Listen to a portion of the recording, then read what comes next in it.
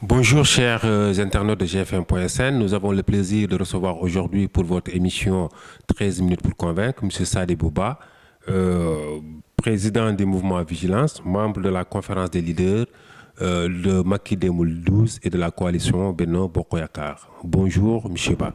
Oui, bonjour M. Fall. M. Ba, l'actualité politique reste dominée par cette sortie que d'aucuns qualifient de malheureuse de l'ancien chef d'État, Maître Abdoulaye Wade, contre Macky Sall, le traitant de descendant d'anciens esclaves et d'anthropophage. Alors, vous, allié du président, quelle est votre lecture de cette sortie? Vous savez donc, le sentiment qui m'anime, c'est un sentiment de tristesse, de désolation, et également, c'est un sentiment de mépris. Je respecte beaucoup Monsieur le Président Abdoulaye Wade, de par le combat qu'il a mené pour la démocratie au Sénégal, de par les actes qu'il a posés pour renforcer la démocratie, non seulement au Sénégal, mais en Afrique. Mais aujourd'hui, ces propos ont trahi le sentiment vraiment qui l'anime aujourd'hui. Aujourd'hui, l'émotion a pris le dessus sur la raison. Abdoulaye Wade devrait aujourd'hui inspirer respect, sagesse pour nous en tant que jeune génération qui veulent faire de la politique pour changer les conditions de vie de nos citoyens. Mais Maître Wade aujourd'hui est descendu de son piédestal pour sortir de l'histoire, pour entrer et sortir de l'histoire. Ces propos n'ont pas leur place dans le débat politique. Ces propos sont à dénoncer et je demande solennellement à Maître Abdoulaye Wade de retirer ces propos. Abdoulaye Wade aujourd'hui doit donner des idées, doit donner ses conseils pour que le président puisse réussir, pour que le Sénégal soit vraiment un havre de paix, de stabilité en Afrique et dans le monde. Oui, mais quelque part, est-ce qu'on n'y s'attendait pas, parce qu'il avait déjà annoncé la couleur en disant par rapport à la situation de son fils, qu'il est prêt à tout pour la libération de son fils? Mais je crois que la démocratie et la République sont au-dessus des sentiments. Abdoulaye Wade doit avoir confiance en la justice de notre pays. Nous avons des magistrats indépendants, nous avons des juges compétents, mais aujourd'hui, pour le procès de Karim Wade, il y a trop de politisation à outrance, ce qui dénature le procès. Comme le verdict est attendu pour le 23 mars, aujourd'hui, on doit garder la sérénité, on doit garder le calme pour que la justice, le droit soit dit. Vous savez que les juges ont toujours donné des verdicts au nom du peuple. Mais aujourd'hui, les avocats plaident pour essayer de manipuler l'opinion nationale et internationale, ce qui est quand même désolant. Ouais, mais par rapport aux avocats, est-ce que quelque part, il n'y a pas un procès un peu inéquitable? Parce qu'à un moment donné, les avocats de la défense étaient retirés carrément du procès. Mais pourquoi ils sont retirés? Je crois qu'ils ont des arguments. Ils doivent le donner là-bas. S'ils ont des preuves à décharge, ils doivent les démontrer. Non, choisir des hôtels, appeler la presse pour donner les preuves. Oui, mais le retrait, c'était clair, hein, parce que le juge Henri Grégoire Diop avait complètement évacué l'un des avocats, mais en l'occurrence Maître Amadou Sall, ce qui a fait que derrière, tout le monde vraiment se sont regroupés autour de lui maintenant pour décider de ne pas assister à ce procès. Mais il faut se demander pourquoi il a été quand même demandé à Maître Sall de sortir. Oui, bon, ça aussi, on l'a suivi, hein, c'était clair, parce que Henri Grégoire a un peu apostrophé Maître Amadou Sall en disant qu'on reconnaît les bons avocats. Lui aussi, il a répliqué en disant qu'on reconnaît les bons juges. Bon, je pense que, bon, est-ce que ça en valait la peine vraiment jusqu'à demander aux forces de l'ordre d'évacuer un avocat? Je crois que il faut toujours garder la sérénité dans ce procès. Il y a eu des propos vraiment outrageants. Je crois que on ne devrait pas en arriver là. C'est dommage. Je crois que les juges sont dans leur rôle. Et les avocats également doivent rester, résister et plaider pour que la vérité puisse triompher. Et au finish, nous, en tant que Sénégalais, ce qu'on demande, c'est que si M. Wade est innocent, qu'il soit quand même libéré. Mais s'il est coupable, il doit être condamné. Et là, il y a des preuves, il y a des arguments. Est-ce que quelque part, ceux qui pensent que le président Macky Sall ne veut pas de Karim Wade comme adversaire politique n'auront pas raison? Je ne crois pas.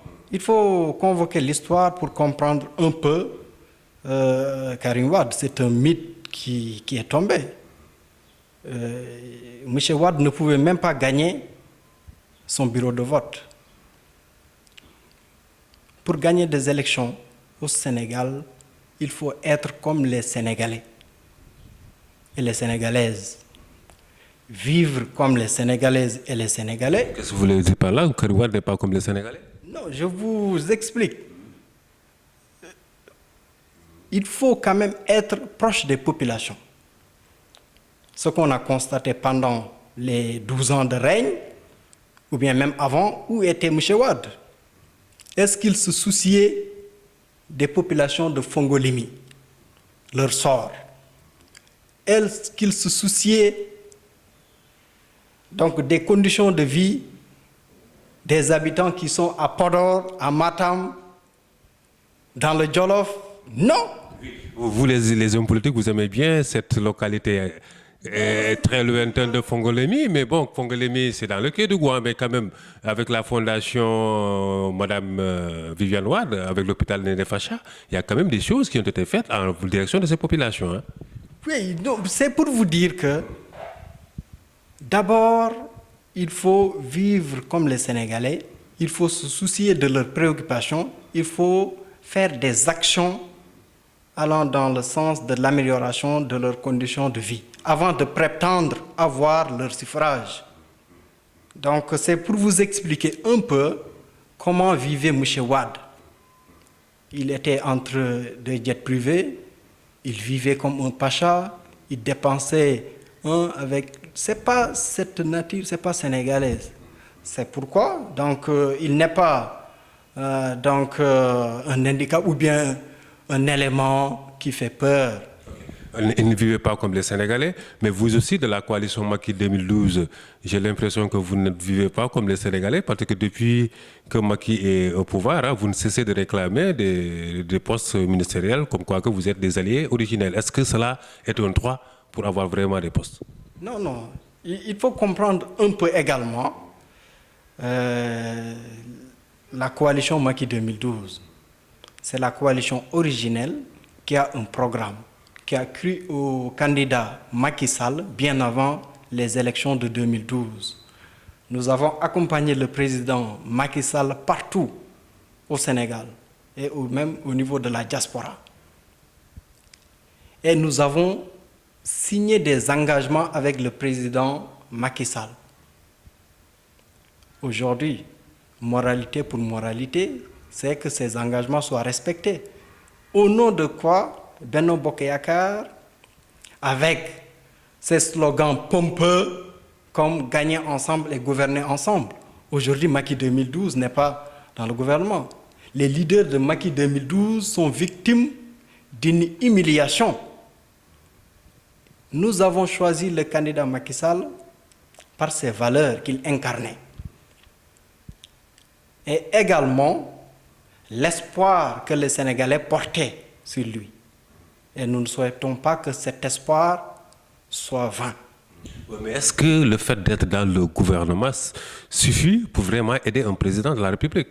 Il n'a pas besoin d'être ministre pour... voilà. Mais nous, ce que nous revendiquons au sein de Macky 2012, nous ne pouvons pas quand même accéder au président Macky Sall. Il y a certains leaders. D'abord, vous pouvez participer avec les idées d'abord, les points de vue, les échanges. Mais si vous ne pouvez pas accéder à quelqu'un, comment vous pouvez lui donner des documents, vos points de vue, vos orientations? Et alors, en dépit de ça, Macky 2012 continue, les leaders de Macky 2012 continuent toujours à croire à leurs candidats. Et nous partons partout pour faire la vulgarisation des réalisations du président Macky Sall. Et je défie quiconque. Et quelle structure, à part au sein de Macky 2012, le mouvement Vigilance, qui a organisé un atelier de restitution des travaux de Benno Bokk Yakaar pour parler du PSE, pour expliquer l'acte 3 de la décentralisation. Ça, c'est important. Et nous sommes dans votre mouvement, le mouvement Vigilance. Alors, vous ambitionnez d'être parti politique? Effectivement, le mouvement Vigilance compte. Il y a une volonté, une forte volonté des militants et des sympathisants du mouvement qui veulent que le mouvement soit un parti politique pour mieux jouer son rôle conformément aux lois et règlements du pays.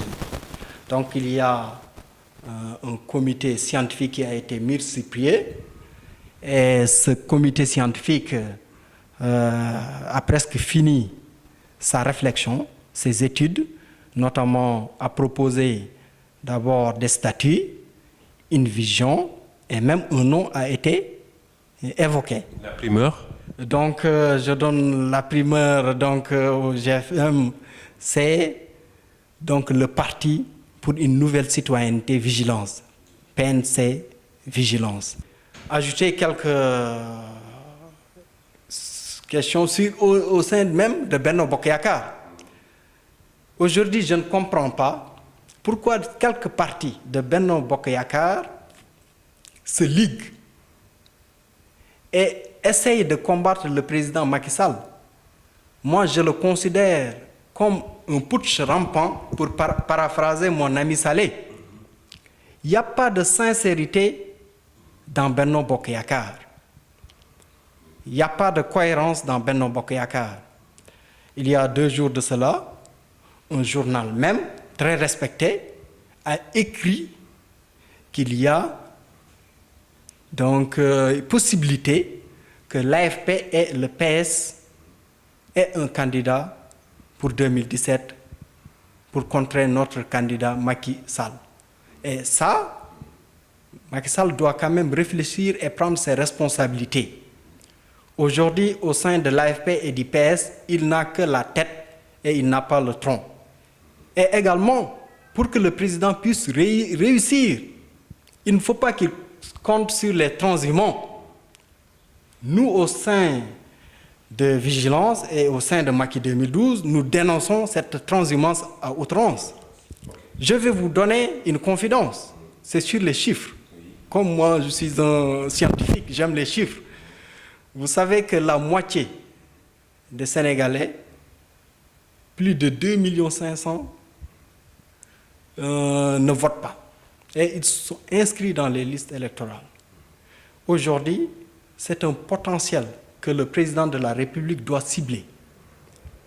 Pour conquérir cet électorat, il faut qu'il réussisse le plan Sénégal émergent, qui est quand même un projet ambitieux et un projet innovant et une révolution pour le Sénégal.